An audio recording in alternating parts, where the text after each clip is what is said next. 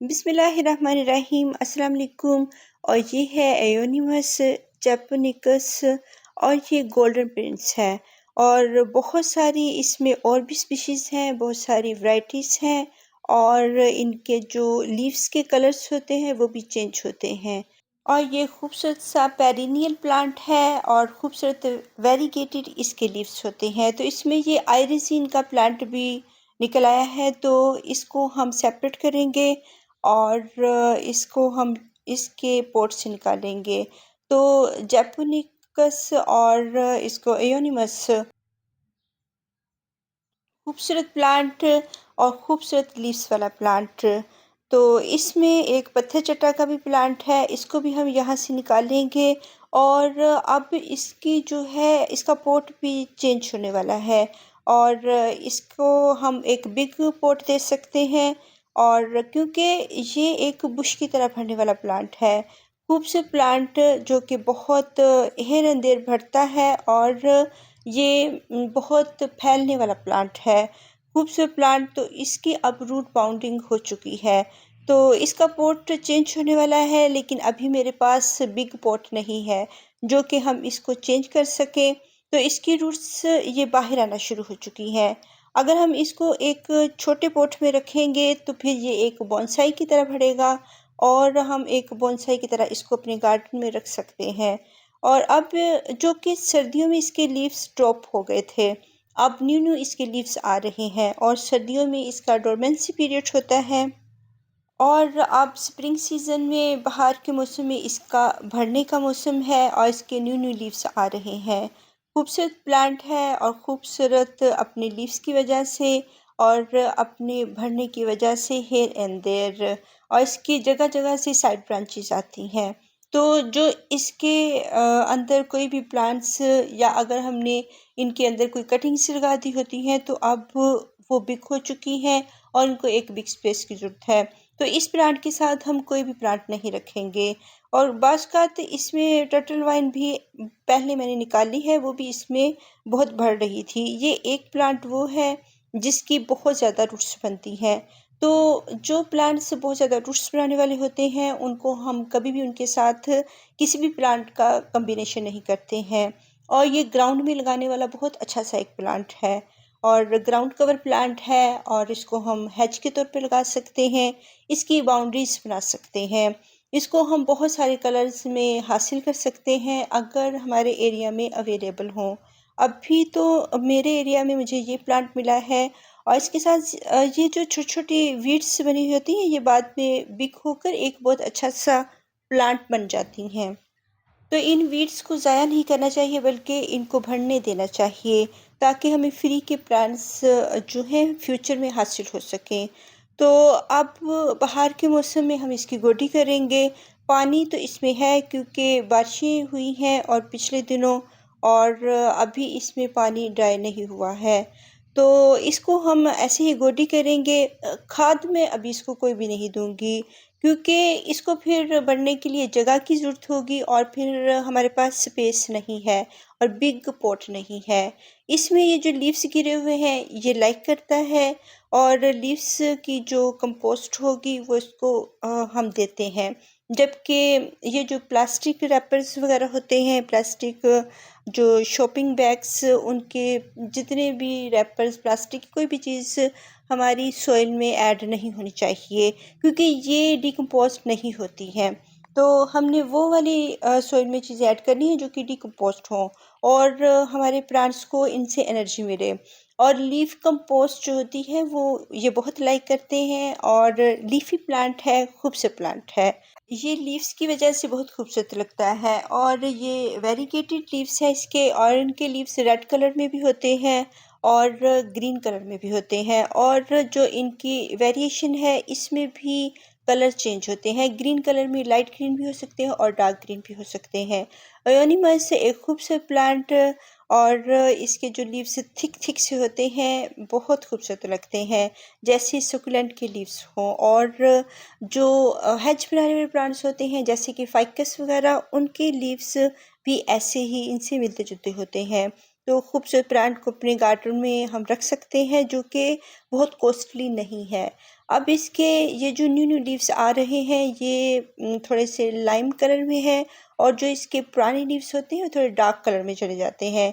लेकिन ये golden colour में है, तो गोल्डन एयोनिमस है और खूबसूरत एयोनिमस। तो इसके जो हम कटिंग्स इजीली लगा सकते हैं। इसके जो साइड पप्स आते हैं उससे भी ये ग्राउंड कवर का काम करता है, और ग्राउंड कवर और हैज के तौर पे हम इसको लगा सकते हैं। और इसके नीचे से ब्रांचेस आती रहती हैं, और इसकी जो ब्रांच है इस पे से भी जो है इसकी ब्रांचेस निकलती हैं। तो ये बुशी भी होता जाता है और ग्राउंड में स्प्रेड भी होता जाता है। तो ये फैलने वाला प्लांट है, अपनी प्रोपगेशन खुद करने वाला सेल्फ प्रोपगेशन प्लांट है। और इसको यहाँ पे बहुत सारी स्पैरोज हैं जो कि चिपिंग कर रही हैं। तो बहुत ये बाहर के मौसम को एंजॉय करती हैं, तमाम ही स्पैरोज और जितने भी बग्स होते हैं और बटरफ्लाइज। और इस मौसम में जो न्यू न्यू लीव्स आते हैं हमारे गार्डन में, वो ये लाइक करती हैं और उनको तोड़ती हैं और इंजॉय करती हैं। तो बहुत सारे जो फ्लावर्स खिल रहे होते हैं गार्डन में वो भी खूबसूरत लगते हैं, और लीफी प्लांट्स भी बहुत खूबसूरत लगते हैं।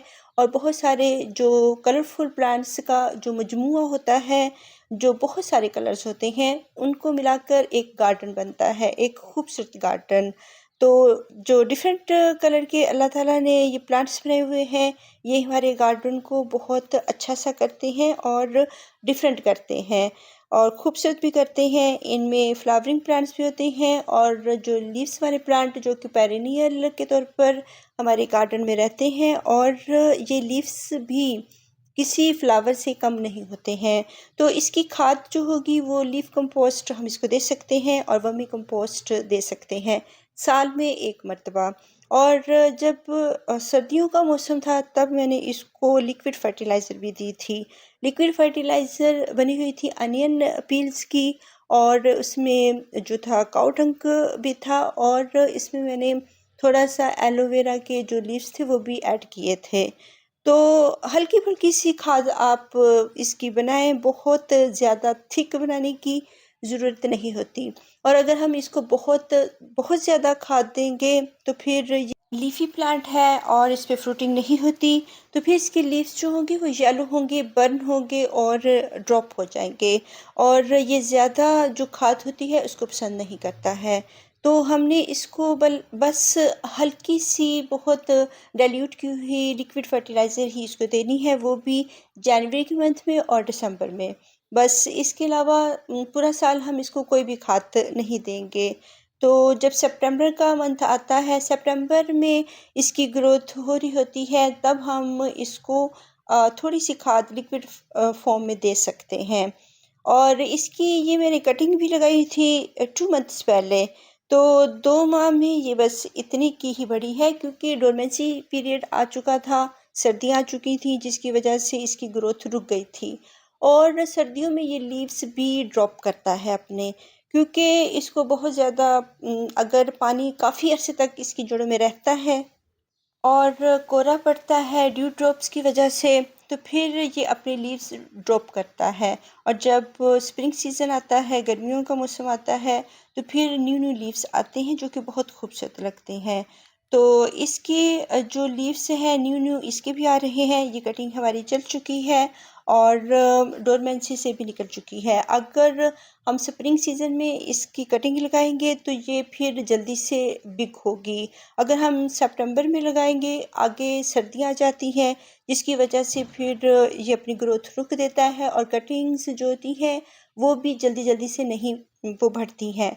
अब स्प्रिंग सीज़न में जो हम कटिंग्स लगाएंगे वो तेज़ी से बढ़ेंगी, और जो सोइल निकल जाती है पॉट्स में से उसको हम रीफिल ज़रूर करते हैं। और रीफिल करने से और इनको हम एक बिग पॉट भी दे सकते हैं, लेकिन अभी ये कटिंग छोटी है तो अभी हम इसको डिस्टर्ब नहीं करेंगे और इसको इसी पॉट में भरने देंगे। तो खूबसूरत प्लांट है, और इसको जो है बहुत ज़्यादा धूप पसंद नहीं होती है। इसको पार्शियल सी लाइट देंगे, हल्की सी जो पत्तों के अंदर से छन कर आती हो, और फिल्टर्ड लाइट हम इसको देंगे। जिसमें इसके लीव्स और ज़्यादा खूबसूरत लगते हैं। और क्योंकि ये आउटडोर जब ग्राउंड में लगा हुआ होता है तब ये धूप में ही होता है, और इसकी हैच जो बनती है, और इसको आउटडोर में हम सनी एरिया में रखते हैं। लेकिन अब ये पोट में है और हमारा क्लाइमेट भी बहुत हॉट है, तो तब भी इसके हल्के से लीव्स जो थे वो बर्न हुए थे बहुत गर्मी में। तब हम इसको फिर ग्रीन नेट में रखते हैं, और अगर पोट में है तो फिर हम इसको फुल सनलाइट में नहीं रखेंगे। ग्राउंड में ये प्लांट्स अच्छी तरह फुल सनलाइट में चलते रहते हैं, जबकि पोट में फिर इनके लीव्स थोड़े से बर्न होते हैं। तो सर्दियों की धूप में रख सकते हैं और फिर इनके लीव्स बहुत अच्छे कलर्स आते हैं। और गर्मियों की धूप जो बहुत 48 टेम्परेचर होगा उसमें नहीं हम रख सकते। फिर उसमें आप इसको ग्रीन नेट के नीचे रखें। और इसकी हम कटिंग लेंगे, 3-4 इंच की कटिंग लेंगे और 5 इंच की। और फिर हम इसको किसी भी पॉट में इसको हम लगा देते हैं, और सॉइल को इसके साथ टच कर दें, इसके साथ लगा दें ताकि ये अपनी ग्रोथ शुरू कर सके। और साथ में ये सॉइल वेट है लेकिन फिर भी इसको वाटरिंग कर दें ताकि सॉइल अच्छी तरह से इसकी ब्रांच के साथ लग जाए। और ये बहुत स्लो ग्रोइंग प्लांट है, बहुत जल्द भरने की इसको ज़रूरत नहीं होती, और ना ही ये जल्दी जल्दी भरता है। और इसकी कटिंग भी 2 मंथ्स में और 3 मंथ्स में चल जाती है। थोड़ा टाइम लेती है, टाइम कंज्यूमिंग होती है, और लेकिन ये चल जाती हैं, इसकी कटिंग्स लग जाती हैं। और अगर वाटरिंग की बात करें तो वाटरिंग ये लाइक करता है, लेकिन ओवर वाटरिंग इसको पसंद नहीं होती। मीन्स कि अगर सॉइल गर्मियों में ड्राई होती है तो हम इसको वाटरिंग कर देते हैं, लेकिन सर्दियों में हम 2-3 दिन के लिए इसको सॉइल ड्राई में रखते हैं, क्योंकि मुश्किल वो ड्राई होती है, जल्दी से इसकी सॉइल ड्राई नहीं होती। तो फिर हम उसका वेट करते हैं ताकि थोड़ी सी इसकी जो जड़ें हैं थोड़े दिनों के लिए ड्राई रहें, फिर ये अच्छी तरह भरते रहते हैं। अगर सॉइल ड्राई नहीं होगी और हर वक्त मॉइस्ट रहेगी और 1 मंथ और 2 मंथ के लिए ये मॉइस्ट ही रहेगी, तो फिर इसके लीव्स जो होते हैं ये ड्रॉप कर देता है, अपने लीव्स से गिराना शुरू कर देता है, स्ट्रेस में चला जाता है, और इसकी ग्रोथ फिर रुक जाती है। सर्दियों में वैसे ही ये डोरमेंसी में होता है प्लांट, तो इसको ओवर वाटरिंग की ज़रूरत नहीं होती है। गर्मियों में भी पानी को चेक करना है, फिर वाटरिंग करनी है। बाज़ ये गर्मी से इनके लीव्स से नीचे को लटके हुए होते हैं और इनकी जड़ों में पानी मौजूद होता है, और फिर हमने इसको चेक करना है, फिर वाटरिंग करनी है। अगर इसकी सॉइल मॉइस्ट है तो फिर हम हरगिज़ इनको वाटरिंग नहीं करेंगे। अल्लाह हाफिज़।